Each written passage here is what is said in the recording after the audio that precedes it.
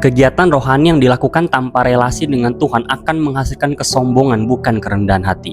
Kita bisa loh udah baca Alkitab tiap hari, tiap pagi berdoa, rutin datang ke gereja, bahkan udah pelayanan di gereja pun, tapi kita jadi makin sombong, makin mandang rendah orang lain, dan bahkan merasa lebih baik daripada orang lain. Kenapa bisa begitu? Karena kegiatan rohani yang kita lakukan bukan dilakukan dengan kerinduan pengen mengenal Tuhan, pengen menyenangkan Tuhan atau berelasi dengan Tuhan, bukan. Tapi kegiatan rohani yang dilakukan itu kita lakukan karena sekedar kewajiban rohani, sekedar rutinitas rohani doang. Akhirnya kita jadi kayak orang Farisi di Matius 15 ayat 8, dibilang bangsa ini memuliakan aku dengan bibirnya, tapi hatinya menjauh daripada aku. Kita baca Alkitab bukan karena rindu pengen mendengar suara Tuhan, pengen mengenal Tuhan, bukan, tapi cuma sekedar supaya kita ngerasa aman kalau aku udah baca Alkitab hari ini. Kita berdoa bukan karena rindu pengen ngobrol atau komunikasi sama Tuhan, bukan, tapi sekedar supaya kita merasa lebih baik daripada orang lain yang gak berdoa.